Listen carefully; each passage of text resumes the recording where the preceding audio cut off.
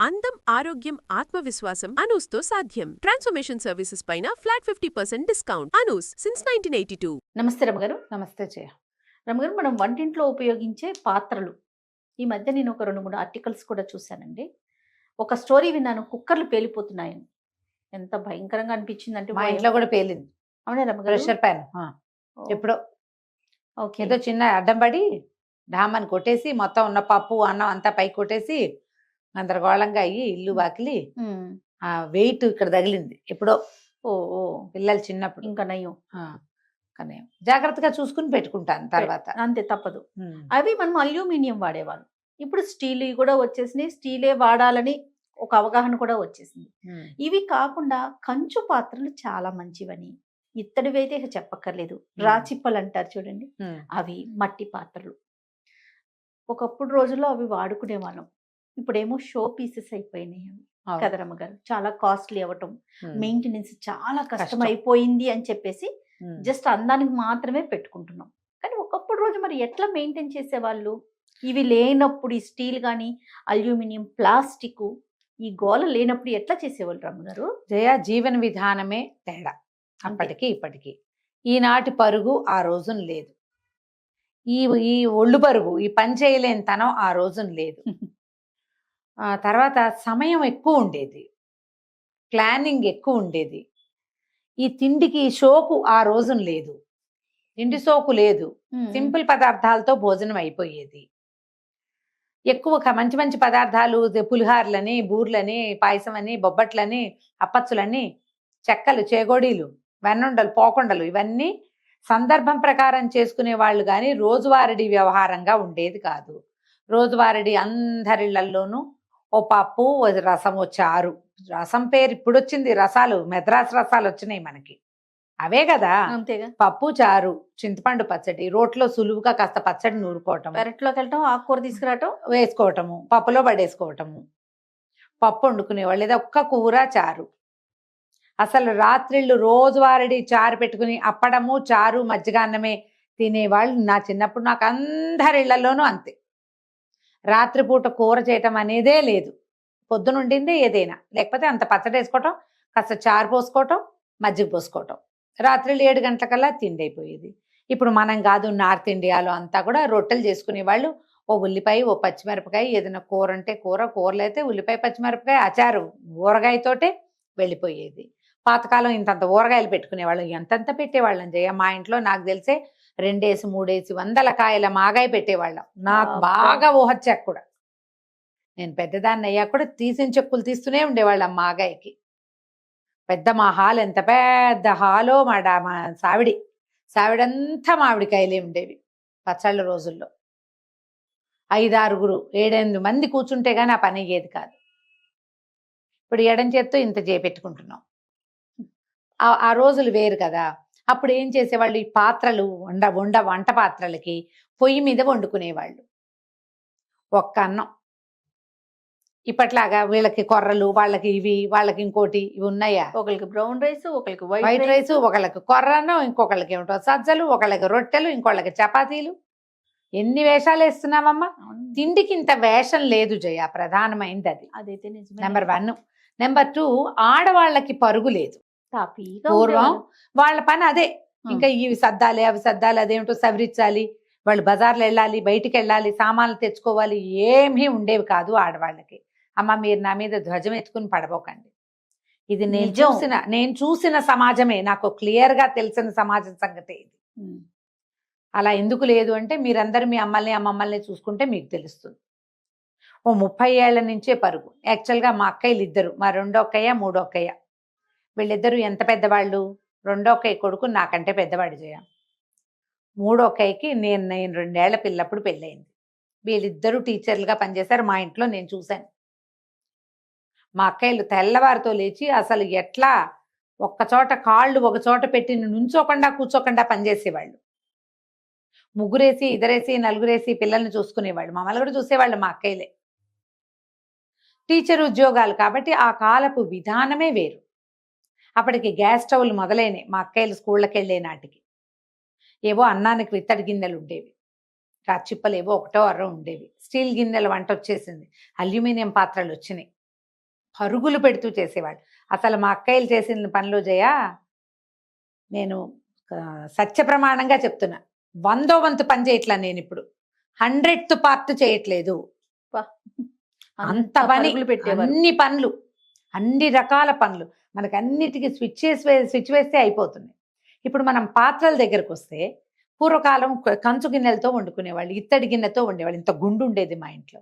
పొయ్యి వెలిగించి తెల్లవారగానే పొయ్యి మీదకి ఎక్కిస్తే 8 గంటకో 9 గంటకో దిగేది. అది కుంపటి వెలిగించేవాళ్ళు, దాంట్లో ఒక ఇత్తడి గిన్నె పడేసేవాళ్ళు, దాంట్లో చారో పప్పు ఉడికేది. దాలు పెట్టేవాళ్ళు, దాంట్లో పాలు పడేసేవాళ్ళు, పాల గిన్నె పెట్టేవాళ్ళు, పాలు కాగుతూ ఉండేవి. దేనికి అవి విడివిడిగా ఉండేవి? 3 వేరు, ఒక పొయ్యి, ఒక కుంపటి, ఒక దాలి. మా ఇంట్లో నడిచిన కథే చెప్తున్నా నేను. వేరే ఇళ్లలో కథలు నేను చెప్పలేను కదా, నేను చూసిన కథే ఇది. ఇప్పుడు పాలు ప్రయత్నం ఎక్కువ లేని వాళ్ళు, మాకు బోల్డ్ పాడి పిల్లలు ఎక్కువ, పెరుగు నెయ్యి వెన్న అన్నీ కావాలి మాకు, పాలు మాత్రం ఉండేవి.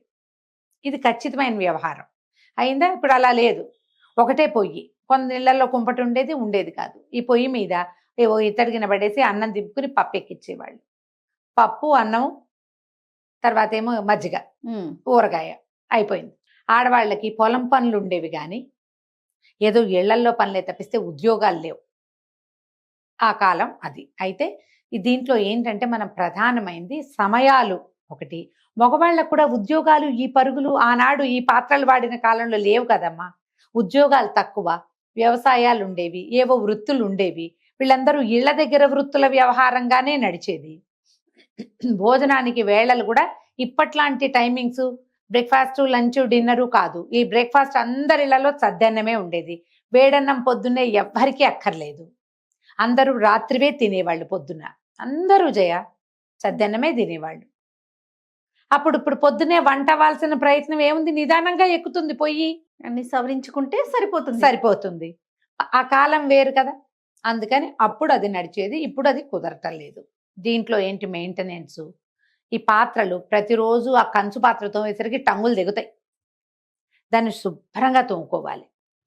బరువు, కంచు బరువు, ఇత్తడి బరువు, రాచిప్పలు బరువు.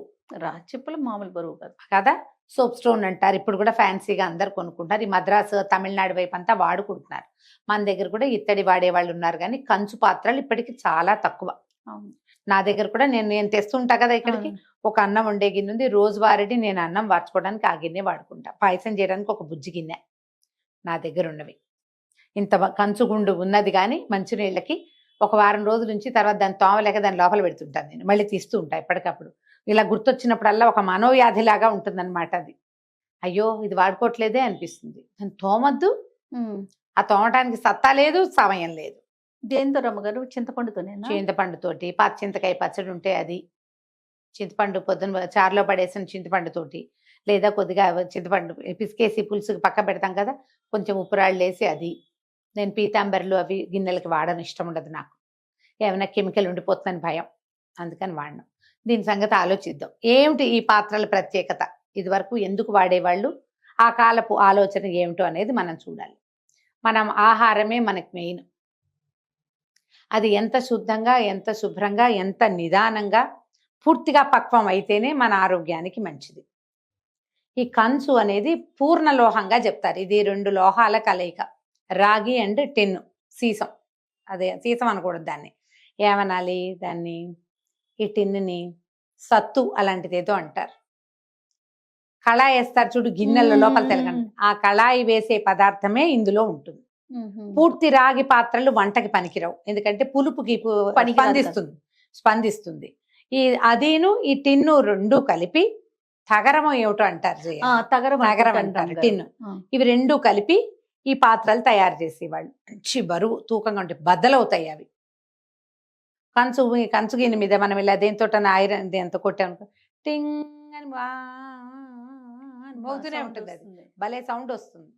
శుభ్రంగా తోమితే చాలా క్లీన్గా ఉంటాయి. దీంట్లో వండిన వంట రుచే వేరు. అన్నం కూడా తాపీగా ఉడుకుతుంది, అన్ని పక్కల సెగ అందుతుంది. ఓ పక్కన మాడడం, ఓ పక్కన ఉడకటం, ననుబాయి అయిపోవటం అలాంటివి జరగకుండా ప్రాపర్గా ఉడుకుతుంది, అన్ని పక్కలకి సెగ అందుతుంది, రుచికరంగా ఉంటుంది పదార్థం. దాంట్లో ఉండే మైక్రో న్యూట్రియంట్స్, ఆహారంలో ఉన్నవి పాత్ర వల్ల రుచి పెరుగుతుంది. ఈ టిన్ను సత్తు పాత్ర ఉంది కదా, సత్యపాల అనేవాళ్ళు చిన్నప్పుడు. ఆ పాత్రల్లో మజ్జిగ భలే రుచిగా ఉంటుంది. ఇవన్నీ శుభ్రం చేసుకోవాలి, తోముకోవాలి, బాగా బరువుగా ఉంటాయి, ఖరీదు. దీనికంటే కొంచెం తక్కువ ఇత్తడి పాత్రల్లో కూడా వండుకోవచ్చు. ఇత్తడిలో కూడా మందపాటివి కొనుక్కోవాలి. అయితే ఇందులో ఏ పులుపు తగిలినా అది స్పందిస్తుంది. అవును, అందుకని ఏం వండినా అందులోంచి ఖాళీ చేసేసుకోవాలి. ఇత్తడి బరువు వంటకం వరకు వాడుకోవచ్చు, వంట వరకు వాడుకొని పాత్ర ఖాళీ చేసుకోవాలి. ఆరోగ్యానికి మంచిది. క్రమంగా ఏమైంది, మన వాళ్ళు అల్యూమినియంలోకి, తెల్లటి వాటిల్లోకి దిగారు. ఇది బ్రిటిషర్స్ కాలంలో వాళ్ళు పెట్టిన పాత్రల ఇది. అంటే ఈ జైల్లో ఉన్న వాళ్ళకి ఈ అల్యూమినియం పాత్రల్లో వండిన ఆహారం పెడితే క్రమంగా వాళ్ళ ఆరోగ్యాలు క్షీణిస్తాయని ఆ పాత్రలు ప్రవేశపెట్టారు వంట పాత్రలుగా అని ఒక కథనం చాలా చోట్ల చదువుతాం. చాలా పెద్దవాళ్ళు కూడా చాలా మంది చెప్తారు, బ్రిటిషర్స్ వచ్చాకే తెల్ల గిన్నెలు వచ్చినాయి మనకి అని. అల్యూమినియం స్లో పాయిజన్ లాగా మన ఆరోగ్యాన్ని పాడు చేస్తుంది అని. క్యాన్సర్స్ కూడా కొంత కారణం అవుతుంది. అంటే అల్యూమినియమేనా, లేకపోతే అల్యూమినియం సరిగ్గా శుభ్రం చేయబడకపోవటం వల్ల అనేదైతే బాగా ఇంకా దాని మీద అవగాహన లేదు, కానీ ఇది నిజం. అల్యూమినియంకి ముందు, అల్యూమినియంకి తర్వాత ఇండియన్ హెల్త్ గురించి మాట్లాడితే అల్యూమినియం కంటే ముందున్న ఆరోగ్యం వేరు, తర్వాత ఆరోగ్యాలు ఖచ్చితంగా వేరుట. ఇది అయితే ఉంది. తెల్ల గిన్నెలు ఈజీగా సింపుల్గా తోమేసుకోవచ్చు, బరువు తక్కువగా ఉంటాయి, తొందరగా శుభ్రపడిపోతాయి, తొందరగా వండేస్తుంది అది అని, మంట గప్పుకొని వేడెక్కిపోతుంది తొందరగా. అందుకని అందరూ తెల్ల గిన్నెల్లో పడి ఈ బరువు అని, మొయిలేమని, వండటం కష్టమని, శుభ్రం చేయటం చచ్చిపోతున్నామని, మెయింటెనెన్స్ కష్టమని జనాలంతా ఏం చేశారు, మెల్లిగా ఈ పాత్రల్ని బయటికి తోసేశారు ఇళ్లలోంచి. యాక్చువల్గా ఇలాంటి ఒక కంచు గుండిగా, ఇత్తడి గుండిగా అలాంటివి ఉంటే ఇవి అత్యవసరానికి అమ్ముకోదగిన వస్తువులుగా కూడా ఉండేవి. ఇదివరకు రోజుల్లో పెద్ద కంచు గుండిగా ఉందంటే అది ఈజీగా ఒక బస్తా 2 బస్తాల బియ్యానికి మారకంగా పనిచేసేది, తాకట్టు పెట్టుకోవడానికి పనిచేసేది. నాకు గుర్తుని చెప్తా, పొత్తూరు విజయలక్ష్మి గారిదనే ఈ కథ కాదా, పొత్తూరు విజయలక్ష్మి గారిది కథ చెప్తా ఉంటాను. సోమరాజు సుశీల్ గారిది అనుకుంటా. ఒక కథలో ఓ అమ్మాయి పెళ్ళవుతూ ఉంటుంది. సడన్ గా అనుకోకుండా బోళ్ళంత మంది చుట్టాలు వచ్చేస్తారు. వీళ్ళు వంట అనుకున్న దానికంటే మనుషులు ఎక్కువైపోయారు. ఆవిడ పెళ్లి కూతురి నాయనమ్మ భలే ఘటికురాలు. ఆవిడ ఏం చేస్తుందంటే, ఏ సత్రంలో పెళ్లి చేస్తున్నారో సత్రంలో ఉన్న ఒక గుండిగని నిశ్శబ్దంగా తాకట్టుకు పంపించి, గుండిగని తాకట్టుకు పంపించి అప్పటికప్పుడు మళ్ళీ బియ్య బస్తా అవి తెప్పించి వంట పూర్తి చేయించేసి, మరి బియ్యం కావాలి, కూరలు కావాలి, ఎన్ని కావాలి, అవునవును, వంట పూర్తి ఫినిష్ చేసేసి పెళ్ళి అయిపోయాక వచ్చిన వాళ్ళందరూ ఇచ్చిన చదివింపుల డబ్బులతోటి చల్లగా ఆ డబ్బులు అక్కడ కట్టేసి ఆ గుండికి మళ్ళీ తెచ్చి వెనక్కి పెడతారు. అంత హెల్ప్ చేసేవి. ఈ కంచు అవి బంగారం ఉంటే మనకి ఇప్పుడు ఎంత దన్నో, పాత రోజుల్లో పురాతన పాత్రలు అంత దన్నుగా ఉండేవి. బరువు ఖరీదు అంటారు కదా, కంచు మోగినట్లు కనకము మోగినాను. ఇప్పుడు బంగారం వేరు, బంగారం ఇంతే ఉన్నా చాలు, ఇంతే ఉంటే డబ్బులు వస్తాయి. అది చెప్పే సందర్భం వేరైనప్పటికీ కనకం కూడా కంచు కూడా కనకంతో సమానంగా ఉండేది అప్పట్లో. ఆరోగ్యానికి సంబంధించి ఉండేది, జాగ్రత్తగా దాచుకునేవాళ్ళు, వాడుకునేవాళ్ళు, రోజువారీ వాడకంలో ఉండేది. దొంగలు పడితే కంచు పాత్రలు కూడా దొంగతనం చేసుకుపోయేవాళ్ళు. మారకం బాగా నడిచేది అప్పట్లో. అదేలేండి, ఇప్పుడు కూడా నడుస్తుందమ్మా మారకం. ఒక కంచు పళ్ళేం కొందాం అనుకుంటే నేను ఇంటిల్లిపాతికి కంచాలు కొనాలంటే 50,000 అయ్యేలాగా కనపడింది నాకు. కంచు పళ్ళేలు, గ్లాసులు, కప్పులు కొంటే 50,000 చిల్లర. అంత ఖరీదైన లోహంగా మారింది అది ఇప్పుడు. కానీ ఓ కంచు పాత్ర ఉండటం మంచిదే ఇంట్లో. అల్యూమినియం పాత్రలు ఆరోగ్యానికి మంచిది కాదు. నాన్ స్టిక్ కూడా మంచిది కాదు. ఇప్పుడు సులువుగా ఉందని మనం ఏం చేస్తాం, దోశ వేయగానే టపిమని లేచి వచ్చేస్తుందని అడ్వర్టైజ్మెంట్ చేశారు. బాగా అడ్వర్టైజ్ చేసి అందరితోటి కొనిపించారు. అవును, ఎన్ని రకాలు కొన్నాం, అందులో తాలింపు వేసుకునే చిన్న చిప్పలు కొన్నాం, తర్వాత కూరలు చేసుకునే మూకుళ్ళు కొన్నాం, దోశలు వేసుకునే పెనాలు కొన్నాం కదా. నాన్ స్టిక్ కుక్ వేరు బ్రహ్మాండంగా కొనుక్కున్నాం మనం. చాలా మంది ఇప్పుడు బయట పారేశారు. అది ఆరోగ్యానికి మంచిది కాదు అని. ఆరోగ్యానికి ఏది మంచిది, ఎక్కువ హానికరం అస్సలు కాంది, చాలా మెయింటెనెన్స్ తీసుకునేది కంచు, ఇత్తడి. ఆలోచించి 1, 2, 3 పాత్రలైనా అవి కొనుక్కొని మెయిన్ కోర్సు ముఖ్యమైనది వీటిల్లో చేసుకోవచ్చు. ఇప్పుడు రాచిప్పలో పులుసు దానంత రుచి ఇంకొకటి లేదుట, మహారుచిగా ఉంటుంది. నా చిన్నప్పుడు నాకు ఊహ తెలిసాక రాచిప్ప మానేశారు మా వాళ్ళు. చిల్లు పడిందో ఏమిటో అయ్యింది అది. మా ఇంట్లో నుంచి రాచిప్పలు బయటకు వెళ్ళిపోయినాయి. ఉప్పు పోసి ఓ పక్కన పడేసేవాళ్ళు పాత రాచిప్పలు. బాగుండేది, పల్చగా ఎత్తు ఇంత ఉండేది. తర్వాత భాండం కుండల్లో పులుసు కూడా భాండం ఉండేదట. మా నా ఊహ తెలిసే నాటికి నాకు లేదు. మాకు స్టీల్ గిన్నెలు వచ్చేసి ఇత్తడి పాత్రలు ఉండేవి, ఇత్తడి మీద ఉండేవాళ్ళు.